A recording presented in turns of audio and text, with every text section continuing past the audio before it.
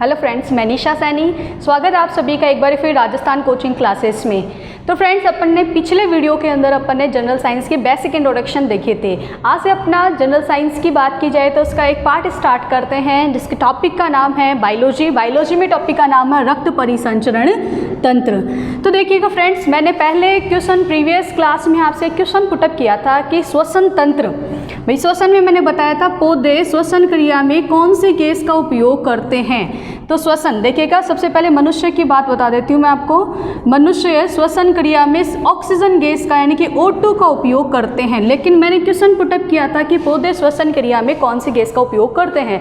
तो कुछ बच्चों ने काफ़ी बढ़िया आंसर दिया, लेकिन कुछ बच्चे अभी भी कन्फ्यूजन में है, CO2 आंसर दे रहे थे। वही ध्यान रखिएगा, ये बिल्कुल गलत आंसर है। CO2 का तो उपयोग पौधे किस में करते हैं? वही प्रकाश संश्लेषण की क्रिया में करते हैं, जिसे फोटोसिंथेटिक की क्रिया कहते हैं। ध्यान रखिएगा, प्रकाश संश्लेषण की क्रिया जिसमें पौधे भोजन बनाते हैं। ध्यान रखिएगा, ये किसकी उपस्थिति में हो सकती है? पानी प्रकाश की उपस्थिति में। जैसे मान लो कोई ये पौधा है, ठीक है, यहाँ पर इसकी जड़ों में अपन ने पानी डाला, ठीक है। इसकी ये हरी पत्तियाँ जो है, हरी पत्तियाँ क्या करेगी? सूर्य के प्रकाश के उपस्थिति में, ध्यान रखिए, यहाँ से पत्तियाँ प्रकाश लेगी, यहाँ से पानी लेगी, और अपन जो गैस छोड़ रहे हैं कौन सी? CO2 gas. और CO2 गैस का उपयोग करके, तो सूर्य का प्रकाश, CO2 गैस और पानी, इन तीनों का उपयोग करके पत्तियाँ क्या करती है? भोजन बनाती है, जिसे अपन क्या बोलते हैं? प्रकाश संश्लेषण की क्रिया बोलते हैं, फोटोसिंथेटिक की क्रिया।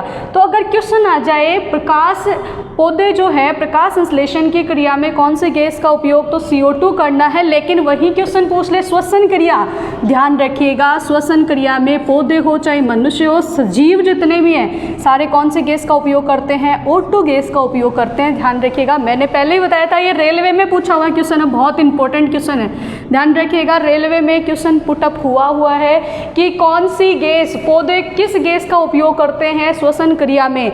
आप ध्यान रखिएगा, मोस्टली बच्चे क्या कर देते हैं? CO2। तो ध्यान रखिएगा, ये बिल्कुल गलत आंसर है। श्वसन क्रिया ऑक्सीजन। और किसने बताया था? एक भारत के वैज्ञानिक की बात मैंने बताई थी आपको, जिनका नाम था JC बोस। कौन थे? JC बोस, जिन्होंने क्या सिद्ध किया था कि पौधे सजीव होते हैं। तो जिन बच्चों ने गलत आंसर किया था वो अपना राइट आंसर करिएगा, और जिन्होंने सही बताया था वेरी गुड। तो चलिए आगे अपना टॉपिक स्टार्ट करते हैं। तो मैंने पिछले वीडियो का आपको टॉपिक का जो क्वेश्चन मैंने पुटअप किया था उसका आंसर मैंने बता दिया। ध्यान रखिएगा, जितने भी सजीव हैं, मनुष्य ही नहीं, जितने भी सजीव हैं, ध्यान रखिएगा, पौधे हो, वो सभी कौन सी गैस का उपयोग करते हैं? श्वसन क्रिया में ऑक्सीजन का उपयोग करते हैं। लेकिन ध्यान रखिएगा, पौधे प्रकाश संश्लेषण की क्रिया में कौन सी गैस का उपयोग करते हैं? CO2 गैस का उपयोग करते हैं। लेकिन कब तक? जब तक सूर्य का प्रकाश रहेगा। ध्यान रखिएगा, प्रोसेस प्रकाश संश्लेषण की क्रिया तभी कंप्लीट होती है जब सूर्य का प्रकाश हो, पानी हो और कार्बन डाइऑक्साइड हो। अब आप लोग सोच रहे हो कार्बन डाइऑक्साइड कहाँ से लेते हैं? ध्यान रखिएगा, अपन जो श्वसन क्रिया करते हैं तो अपन ऑक्सीजन लेते हैं और कौन सी गैस वापस छोड़ते हैं? CO2 गैस वापस छोड़ते हैं। कहाँ पर? वही वायुमंडल में। तो वायुमंडल से क्या करते हैं? पौधे CO2 गैस को कलेक्ट कर लेते हैं और CO2 को एब्जॉर्ब करके कौन सी गैस डिसिपेट कर देते हैं? ध्यान रखिएगा, ऑक्सीजन वापस छोड़ देते हैं। अब कुछ क्वेश्चन बच्चों के डाउट होगा कि पौधों के नीचे भी रात को क्यों नहीं सोना चाहिए? भाई पौधों के नीचे रात को क्यों नहीं सोना चाहिए? तो ध्यान रखिएगा, पौधे क्या करते हैं? दिन में प्रकाश संश्लेषण की क्रिया होती है, लेकिन रात में क्या होगा? भाई सूर्य नहीं होगा, तो प्रकाश संश्लेषण की क्रिया क्या होगी? कंप्लीट नहीं हो पाएगी। तब पौधे क्या करेंगे? श्वसन क्रिया करेंगे और वायुमंडल से ऑक्सीजन खींचना स्टार्ट करेंगे। ध्यान रखिएगा, ऑक्सीजन खींचेंगे और कौन सी गैस छोड़ेंगे? कार्बन डाइऑक्साइड खींचेंगे। ध्यान रखिए, कौन सी गैस है? Carbon dioxide. ध्यान रखिए, कई बार पूछ रहे थे वायुमंडल में इसकी मात्रा कितनी? 21%। इसकी मात्रा कितनी है? 0.03% है। ध्यान रखिएगा, एग्जाम में आ जाए तो 0.03% ही करके आना है। लेकिन कुछ बच्चे बोलेंगे आप बढ़ चुकी है 0.04%, बिल्कुल सही बात है, लेकिन एग्जाम में क्या करके आना है आपको? 0.03% आंसर करके आना है। तो देखिए, पौधों के नीचे रात को इसलिए नहीं सोना चाहिए क्योंकि पौधे ऑक्सीजन तो ले लेते हैं, छोड़ते कौन से हैं? कार्बन डाइऑक्साइड छोड़ते हैं। और अपन भी कौन सी गैस छोड़ते हैं? भाई कार्बन डाइऑक्साइड। और अपने को कौन सी रिक्वायरमेंट? ऑक्सीजन की रिक्वायरमेंट होती है, इसलिए पौधों के नीचे रात को नहीं सोना चाहिए। कार्बन डाइऑक्साइड की अधिकता हो जाती है, जिससे व्यक्ति क्या हो सकते हैं? मृत्यु हो सकती है। तो चलिए स्टार्ट करते हैं रक्त परिसंचरण तंत्र। लेकिन उससे पहले आपको 3 काम इंपॉर्टेंट करने होंगे। सबसे पहले सेशन को शेयर करें जितना हो सके, इसको लाइक नहीं किया जिन बच्चों ने वो प्लीज़ लाइक करें और साथ में ही इसको सब्सक्राइब करना ना भूलें, ठीक है। तो चलिए स्टार्ट करते हैं रक्त परिसंचरण तंत्र। देखिएगा, परिसंचरण शब्द जो है इसका मतलब क्या होता है? घूमना। क्या होता है? घूमना। तो मानव शरीर में घूमने वाली कौन सी चीज़ है भाई? हड्डियाँ हैं, वो तो घूमेगी नहीं, तो कौन सा हुआ भाई? आपका पार्ट हो जाएगा ब्लड। कौन सा हो जाएगा? रक्त। तो रक्त परिसंचरण तंत्र की बात करते हैं कि कितना समय होता है, कौन कौन से पार्ट्स होते हैं। तो ध्यान रखिएगा, परिसंचरण तंत्र को अपन ने 3 भागों में डिवाइड किया गया है। कितने कितने चीज़ों से मिलकर बना है? ये 3 से। सबसे पहले बात की जाए तो वाहिनियाँ। कौन सी हो जाएगी?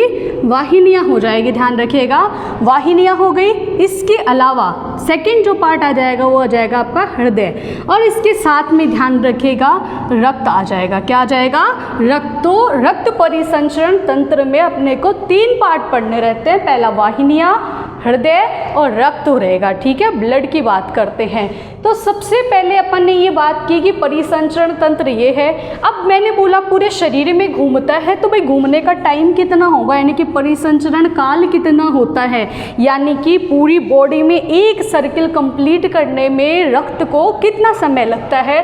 तो ध्यान रखिएगा स्टूडेंट, इसको लगता है 25 से 30 सेकेंड का समय लगता है। कितना? 25 से 30 सेकेंड का समय। लेकिन यहीं पर ध्यान रखिएगा क्वेश्चन नया पुटअप हो जाता है। अगर एग्जाम में आ जाए आपके पास 27 सेकेंड, ठीक है, और आ जाए आपके पास 35 सेकेंड, और भी बहुत सारे ऑप्शन आ जाए, तो ध्यान रखिएगा आपको 27 सेकेंड करके आना है, क्योंकि ये अभी प्रीवियस एग्जाम में पूछा गया था। आप लोग ये नहीं कि हमने 25 से 30 सेकेंड, मैंने रेशियो बताया आपको 25 से 30 सेकेंड, लेकिन एग्जाम में 27 भी आ सकता है, ध्यान रखिएगा 28 भी आ सकता है।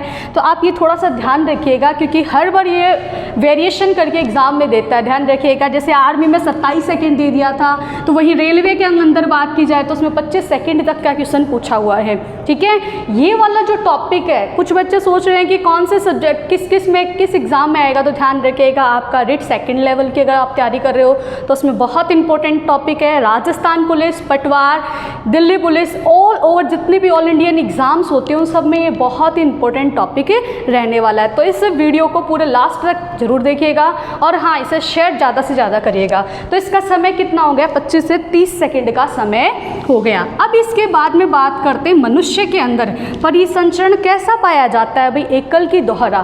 तो आपको पता है रक्त एक तो होता है शुद्ध रक्त और दूसरा कौन सा होता है? अशुद्ध रक्त। तो मानव शरीर में एक बार तो शुद्ध रक्त घूमता है और एक बार कौन सा? अशुद्ध रक्त प्रवाहित होता है, यानी कि एक बार ये ब्लड घूमेगा और एक बार ये। तो एकल हो गया कि दोहरा? तो दोहरा हो गया। तो मनुष्य में कैसा परिसंचरण तंत्र पाया जाता है? दोहरा। अब भाई यहाँ पर एक क्वेश्चन हो रहा था खुला कि बंद, तो ध्यान रखिएगा मनुष्य में इन वाहिनियों में ब्लड प्रवाहित होता है, वाहिनियों के अंदर ब्लड चलता है, तो खुला है कि बंद? तो ध्यान रखिएगा बंद। तो डायरेक्ट एग्जाम में क्वेश्चन आता है मनुष्य में कौन सा परिसंचरण तंत्र पाया जाता है, खुला कि बंद? तो ध्यान रखिएगा बंद परिसंचरण तंत्र पाया जाता है। एकल की दोहरा?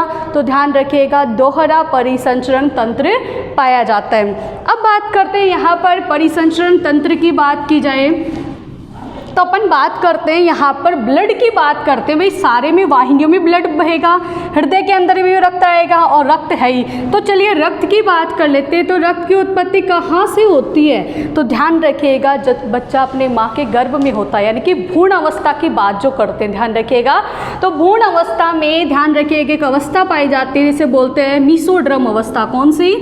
मीसोड्रम अवस्था। ध्यान रखिएगा ये क्वेश्चन सिर्फ एक बार आरएस में पूछा गया, इसके अलावा कभी नहीं पूछा गया। लेकिन आपको ध्यान रखना है रक्त की उत्पत्ति या परिसंचरण तंत्र की बातें अवस्था मानी तो कौन सी अवस्था से? मीसोड्रम अवस्था से। भ्रूण की मीसोड्रम अवस्था से रक्त की उत्पत्ति मानी जाती है। ध्यान रखिए कुछ बच्चों के और डाउट होगा कि हिमेटोलॉजी, तो ध्यान रखिएगा स्टूडेंट लॉजी जहाँ पर आ जाए ना, लॉजी वर्ड, ये खाने वाली लॉजी की बात नहीं चल रही है यहाँ पर, ये वो लॉजी है जहाँ पर विज्ञान में हर में पीछे लगा रहता है, ध्यान रखिएगा।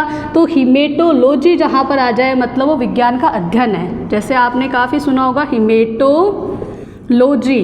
तो ये ध्यान रखिएगा, ये कहाँ से, ये रक्त का अध्ययन बोलते हैं। ध्यान रखिए किसका अध्ययन, ब्लड का जो अध्ययन जिस विज्ञान में करते हैं वो कौन से विज्ञान है, हीमेटोलॉजी विज्ञान होते हैं। तो यहाँ से अपने को ये तीनों पार्ट पढ़ने हैं। आपको परिसंचरण काल ध्यान रखना है, 25 से 30 सेकेंड होता है। कैसा परिसंचरण पाया जाता है, दोहरा, खुला कि बंद, बंद पाया जाता है। रक्त की उत्पत्ति मीसोड्रम अवस्था से होती है और रक्त का अध्ययन कौन से किस में करते हैं, कौन से विज्ञान में, तो हीमेटोलॉजी विज्ञान में करते हैं। तो चलिए ये मेरे ख्याल से आप सभी को बहुत अच्छे से समझ में आया होगा। तो चलिए बात करते हैं वाहिनियों की। तो भाई अपनी बॉडी के अंदर असंख्य वाहिनियाँ पाई जाती है, तो कौन कौन सी है, तो ये दो प्रकार की होती है। एक तो होती है अपने पास में कौन सी, ध्यान रखिएगा, एक तो होती है धमनी, धमनी, और दूसरी कौन सी होती है, शिरा। कौन सी होती है, शिरा। एक धमनी और शिरा। अब यहाँ पर क्वेश्चन पूछता है कि किसके अंदर शुद्ध रक्त प्रवाहित होता है, किसमें अशुद्ध रक्त प्रवाहित होता है। तो चलिए बात करते हैं, छोटे से एग्जाम्पल से बताती हूँ मैं। आपने देखा होगा हाथी, चलिए बात करते हैं हाथी की। तो हाथी सबने देखा है भाई, ध्यान रखिएगा। हाथी कैसा होता है भाई, शुद्ध शाकाहारी होता है। कैसा होता है, शुद्ध शाकाहारी होता है। कैसा होता है, शुद्ध शाकाहारी होता है। तो ध्यान रखिएगा, जब हाथी शुद्ध शाकाहारी है और जब हाथी चलता है तो आपको पता आवाज़ कैसे आती है, धम धम की आवाज़ आती है, और धम से क्या हो जाएगा, धमनी हो जाएगा। आप ध्यान रखिए, जब हाथी शुद्ध शाकाहारी है तो धमनी में भी कौन सा ब्लड बहेगा, शुद्ध रक्त प्रवाहित होगा। तो आपसे डायरेक्ट क्वेश्चन पूछता है धमनी में कौन सा रक्त प्रवाहित होता है, तो शुद्ध रक्त, और शिराओं में कौन सा अशुद्ध रक्त प्रवाहित होता है। कौन सा, अशुद्ध रक्त प्रवाहित होता है, धमनी में शुद्ध रक्त। या फिर आप याद रख सकते हो, जो बड़ा होगा बड़े अक्षर के साथ छोटा और छोटे के साथ में बड़ा, यानी कि 3 अक्षर का धमनी है तो इसके साथ में कौन सा आएगा, 2 अक्षर का शुद्ध वर्ड आ जाएगा। जबकि शिरा 2 वर्ड का है तो इसमें क्या आ जाएगा, 3 वर्ड का आ जाएगा। ये तो हो गई धमनी और शिराओं की बात। अब यहाँ पर क्वेश्चन पुटअप होता है कि इंजेक्शन जो लगाते हैं या ब्लड किसी को चढ़ाया जाता है, किसी से लिया जाता है, तो वो धमनी से लेते हैं कि शिराओं से लेते हैं। ध्यान रखिएगा, हमेशा ब्लड चढ़ाया जाता है या ब्लड निकाला जाता है तो किसके द्वारा, शिराओं के द्वारा। ग्लूकोज चढ़ाया जाता है तो किसके द्वारा, शिराओं के द्वारा। इसके साथ ही ड्रग्स वगैरह, इंजेक्शंस वगैरह जो लिए जाते हैं वो भी किसके द्वारा, शिराओं के द्वारा ही। तो ध्यान रखिएगा, इंजेक्शन वगैरह किसके द्वारा, शिराओं के द्वारा। तो अब आप सोच रहे होंगे शिराओं के द्वारा ही इंजेक्शन क्यों लगाया जाता है, धमनियों से दे दे तो क्या होगा इफेक्ट।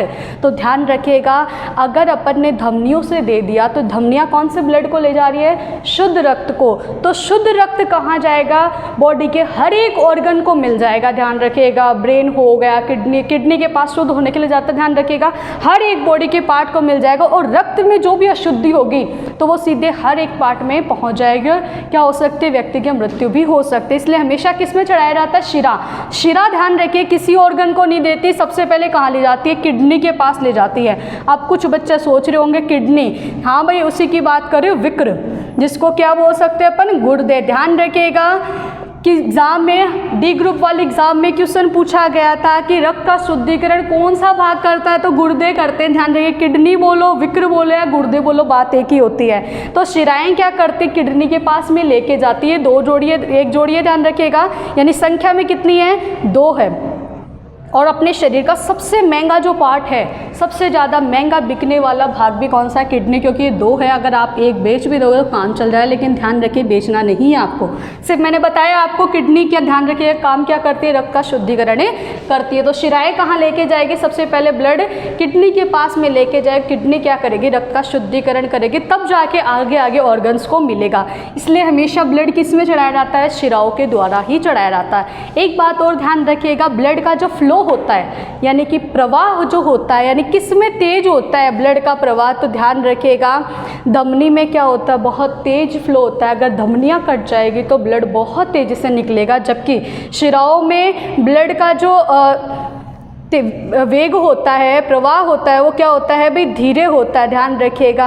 आपने एक चीज़ और नोटिस की होगी, जो सुसाइड करते हैं, करना अटेम्प्ट नहीं है, ध्यान रखिएगा कि मैडम ने सिखाया इसलिए हमने करके देखा है, ट्राई मत करना, प्रैक्टिकल ओनली मैं बता रही हूँ, ठीक है। कुछ बच्चे सोच रहे हैं हम ट्राई करके देखा, ऐसा मत करना। ध्यान रखिए, आपने देखा होगा कभी भी जब भी कोई सुसाइड अटेम्प्ट करता है, ध्यान रखिएगा या तो भी फांसी खाओ, तरीके तो दो चार ही है, या तो फांसी खाऊं, तो फांसी खाने वाले को भी थोड़ी साइंस तो आती है, ध्यान रखिएगा, उसको पता है कहीं फांसी खाने वाले को देगा कभी हाथ लटका के भाई पंखे के लटक जाए, क्योंकि उसको पता है मरना नहीं है, लेकिन वो कहाँ से खाएगा, भी गले से ही खाएगा। गले से खाने से क्या होगा, यहाँ पर एक हड्डी पाई जाती है, ध्यान रखिएगा।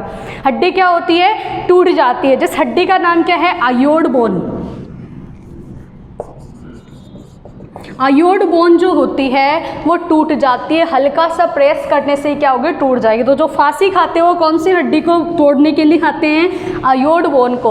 और ध्यान रखिए, सुसाइड करने वाले हाथ यहाँ से नहीं काटते, कहाँ से काटते, यहाँ से। तो यहाँ का ही रीज़न क्यों है, पूरा हाथ काटने में व्यक्ति की मृत्यु नहीं होती, जबकि यहाँ से हो जाती है। तो उसका रीज़न है, यहाँ पर सर्वाधिक क्या पाई जाती है, धमनियाँ पाई जाती है। केवल धमनियाँ कटेंगी तो रक्त का फ्लो बहुत तेज होगा और सारा ब्लड क्या होगा, निकल जाएगा एक साथ, इसलिए व्यक्ति की मृत्यु हो जाएगी। अब आप लोग सोच रहे हो यहाँ से भी तो धमनियाँ कटती है, तो ध्यान रखिए, यहाँ धमनियाँ भी कटते हैं, शिराएँ भी कटती है, और भी बहुत सारे मिनरल्स होते हैं, तो वो क्या करते हैं, रक्त का थक्का बना देते हैं। अगले पार्ट में अपन ये देखेंगे रक्त का थक्का कौन कौन सा पार्ट जमाता है और कौन कौन से कारण है, कौन कौन सी प्रोटीन है, ध्यान रखिएगा। तो शिराओं में क्या होता है, जैसे अगर शिराएँ कट गई तो ध्यान रखिए इसमें तेजी से ब्लड आएगा, फिर एकदम धीरे होते होते क्या होगा, ये रक्त जम जाएगा, यानी रक्त का थक्का बन जाएगा, यानी ब्लड कोटिंग, यानी कि रक्त स्कंदन हो जाता है किसके अंदर, शिराओं में, जबकि धमनियों में नहीं होता है। इसलिए सुसाइड करने वाले यहाँ से करने, मैं दोबारा बोल रही हूँ, अटेम्प्ट मत करना, हाँ करना है तो आप इसको सेशन को जितना हो सके उतना शेयर करें, लाइक करें, ठीक है, और फॉलो इसको सब्सक्राइब करना ना भूलें। तो ये हो गई शिरा और धमनी। अब यहाँ से जो एग्जाम में इंपॉर्टेंट क्वेश्चन आता है वो क्या है, तो ध्यान रखिएगा, आपको कुछ अपवादों की बात बताते हैं। अब आपको पता भाई अपवाद होते हैं वो छोटे तो होते नहीं हैं, अपवाद तो बड़े ही होते हैं। आपने घर में भी सुना होगा भाई, ये घर में बहुत ही बड़ा अपवाद है। अपवाद छोटे छोटे नहीं होते, बहुत होते, यानी कि महा होते। तो इनका भी अपवाद देखते हैं, तो धमनी का अपवाद क्या हो जाएगा, महा हो जाएगा, यानी महा से क्या हो जाएगा, महाधमनी हो जाएगा। ध्यान रखिए, अपवाद का मतलब होता है उसके विपरीत काम करना, यानी ये कौन सा रक्त ले जा रही है, शुद्ध, तो महाधमनी कौन सा ले जाएगी, अशुद्ध रक्त। अब एक छोटा सा डायग्राम और बताती हूँ मैं महाधमनी से पहले। यहाँ पर देखिएगा भाई, मैंने नॉर्मल डायग्राम बनाया है, ये एकदम फेफड़ों का डायग्राम रहा है। ये क्या हो गया, आपका डायफ्राम हो गया, ये फेफड़े हो गए, यहाँ पर ये कुपिकाई पाई जाएगी, ठीक है। अब फेफड़ों की बात की जाए तो फेफड़े क्या करते हैं, कार्बन डाइऑक्साइड को तो शरीर से मुक्त करते हैं और रक्त में क्या मिला देते हैं, ऑक्सीजन मिला देती है। इसलिए अपन कह सकते हैं किडनी के बाद में रक्त का शुद्धिकरण कौन करते हैं, फेफड़े करते हैं। तो फेफड़ों के बहुत सारे नाम है, ध्यान रखिएगा, यहाँ के इसके नाम देखते हैं। फेफड़े हो गए, इनको क्या बोल सकते हैं, लंग्स बोल सकते हैं, इनको क्या बोल सकते हैं अपन, पल्मोनरी कह सकते हैं, इन्हीं को अपन क्या कह सकते हैं, ध्यान रखिएगा, फुफ्फुस कह सकते हैं। फुसफुस मत बोलना है, ये फुफ्फुस है, ध्यान रखिएगा। फेफड़े बोल सकते हैं, लंग्स बोल सकते हैं, पल्मोनरी बोल सकते हैं, फुफ्फुस बोल सकते हैं। अब ध्यान रखिएगा, नाम से ही उसका विज्ञान का अध्ययन हो जाता है। तो फेफड़ों का अध्ययन कौन से विज्ञान में करते हैं, पल्मोनोलॉजी विज्ञान में। बस कुछ नहीं है, इसके आगे लॉजी लगा दो पीछे, ध्यान रखिएगा, पल्मोनोलॉजी, तो क्या हो जाएगा, फेफड़ों का अध्ययन। मेरा इसको बताने का रीज़न क्या है, क्योंकि महाधमनी को ही क्या कहते हैं, फेफड़ों के पास में रक्त लेके आते हैं, इसलिए इसका नाम क्या पड़ जाएगा, पल्मोनरी धमनी पड़ जाएगा। क्या पड़ जाएगा, पल्मोनरी धमनी पड़ जाएगा। और फेफड़ों का मैंने एक नाम और बताया आपको, फुफ्फुस, इसलिए इसका नाम क्या पड़ जाएगा, फुफ्फुस धमनी पड़ जाएगा। क्या पड़ जाएगा, फुफ्फुस धमनी पड़ जाएगा इसका नाम। डायरेक्ट क्वेश्चन आता है, ध्यान रखिएगा, पल्मोनरी नाम से ही आता है, ये इंपॉर्टेंट है। महाधमनी बहुत कम नाम आता है, पल्मोनरी आता है। तो पल्मोनरी धमनी में कौन सा रक्त प्रवाहित होता है, अशुद्ध रक्त, ध्यान रखिएगा, अशुद्ध रक्त प्रवाहित होता है, ठीक है। और यही पर क्वेश्चन पूछ ले सबसे बड़ी धमनी कौन सी है, तो भाई यही है, महा नाम दिख रहा है, तो महाधमनी सबसे बड़ी धमनी होती है। और ऐसी कौन सी धमनी है जिसमें अशुद्ध रक्त प्रवाहित होता है, तो आपको एग्जाम में पल्मोनरी मिले तो पल्मोनरी राइट कर देना, लेकिन ध्यान रखना धमनी होनी चाहिए, शिराएं नहीं होनी चाहिए। या फुफ्फुस धमनी बोल सकते हो या महाधमनी बोल सकते हो। और सबसे बड़ी धमनी, शिरा, महाधमनी, इन सब में कौन सी सबसे बड़ी होती है, महाधमनी होती है। और धमनियों में भी कौन सी है, यही है। तो चलिए अगला अपवाद देखते हैं शिरा का। तो शिरा का अपवाद भी बड़ा ही होगा, तो क्या होगा, महाशिरा। और ये रक्त कहाँ से लेके आते हैं, फेफड़ों से लेके आती है वापस, इसलिए इसका भी नाम क्या पड़ गया, पल्मोनरी शिरा पड़ गया, क्या पड़ गया? पल्मोनरी शिरा। और इसी को क्या कह सकते हैं अपन? फुफ्फुस शिरा बोल सकते हैं। तो इसमें कौन सा ब्लड प्रवाहित होगा? शुद्ध रक्त प्रवाहित होगा। कौन सा रक्त? शुद्ध रक्त प्रवाहित होगा। यही आपसे क्वेश्चन पूछ ले, शिराओं में सबसे बड़ी शिरा कौन सी है? तो ध्यान रखिएगा महाशिरा। और धमनियों में सबसे बड़ी कौन सी है? महाधमनी। लेकिन इन चारों में पूछ रहे सबसे बड़ी कौन सी है, तो कौन सी आएगी? महाधमनी आएगी। तो ये वाहिनियों की बात हुई। अब एक और क्वेश्चन यहाँ पर ध्यान रखिएगा, एनटीपीसीएल का प्रीवियस एग्जामों का बहुत इंपॉर्टेंट क्वेश्चन है कि हार्ट अटैक। हार्ट अटैक मतलब हृदय घात की बात करें। हार्ट अटैक का कारण कौन सा होता है? कौन सी वाहिनी ब्लॉकेज होती है? आपने सुना होगा कई लोगों के कि भाई घी तेल कम खाना चाहिए वरना क्या हो सकता है? हार्ट अटैक आने की संभावना रहती है। इसका मतलब ये नहीं कि आप बंद ही कर दो, खा सकते हो, लेकिन ओवर जो होती है वो चीज़ लिमिट से ज़्यादा वो नुकसानदायक होती है। तो ध्यान रखिएगा अपने शरीर का पाचन तंत्र में मैं आपको एक टॉपिक पढ़ाऊंगी। ये अपना मान लो लीवर है। क्या है? लीवर है, जिसको अपन क्या बोल सकते हैं? जिसको अपन जिगर बोल सकते हैं। क्या बोल सकते हैं? जिगर बोल सकते हैं। जिसे अपन क्या बोल सकते हैं भाई? लीवर बोल सकते हैं, जिगर बोल सकते हैं। ठीक है। अब इसकी बात की जाए तो लीवर भी क्या करता है आपका? जो कोलेस्ट्रॉल होता है, कोलेस्ट्रॉल को मुक्त करता है। किसको मुक्त करता है? कोलेस्ट्रॉल को।